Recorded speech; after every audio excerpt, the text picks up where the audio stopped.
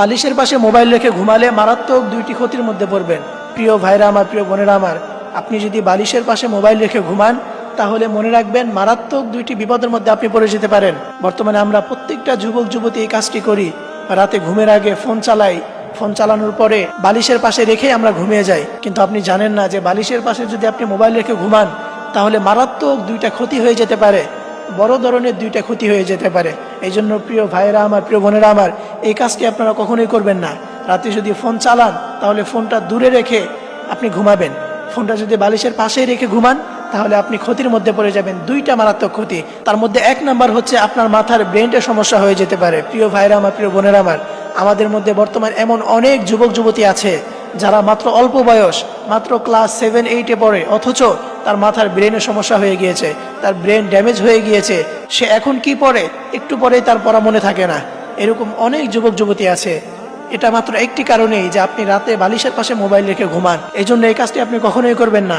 আপনি যদি রাতে বালিশের পাশে মোবাইল রেখে ঘুমান তাহলে আপনার ব্রেনের সমস্যা হয়ে যেতে পারে, আপনার ব্রেন ড্যামেজ হয়ে যেতে পারে। কারণ এই যে ফোনের ইন্টারনেট, এটা কিন্তু অনেকটাই আপনার ব্রেনের সাথে কানেক্টেবল। আপনি একটু খেয়াল করে দেখবেন যে আপনি আপনার হাতে যদি কোনো ফোন থাকে তাহলে আপনি মাথার ভিতরে যে ধরনের চিন্তা ভাবনা করবেন আপনার ফোনে আপনার সেই ধরনের ভিডিও আসবে। আপনি ফেসবুকে ঢুকবেন, ইউটিউবে ঢুকবেন, যে কোনো জায়গায় ঢুকবেন, আপনি যে ধরনের চিন্তা ভাবনা করবেন সেই ধরনের ভিডিওই আপনার সামনে আসবে। এটা কেন হয়? এই যে আপনার ব্রেনের সাথে অনেকটাই কানেক্টেবল। এই ইন্টারনেট এটা চলেই হচ্ছে মানুষের ব্রেনের উপর নির্ধারণ করে।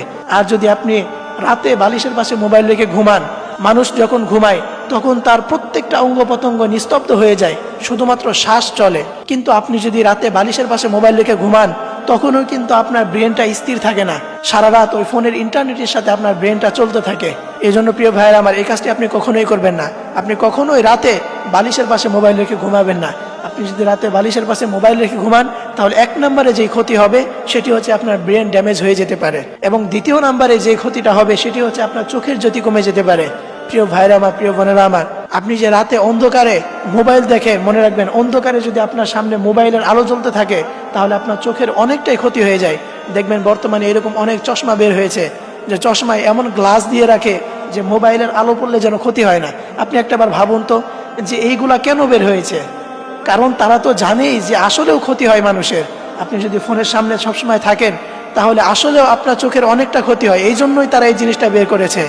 তাহলে আপনি কেন এটা বুঝতেছেন না? প্রিয় ভাইরা আমার, প্রিয় বোনেরা আমার, আপনারা কখনোই এই কাজটি করবেন না। আপনারা কখনোই রাতে বালিশের পাশে মোবাইল রেখে ঘুমাবেন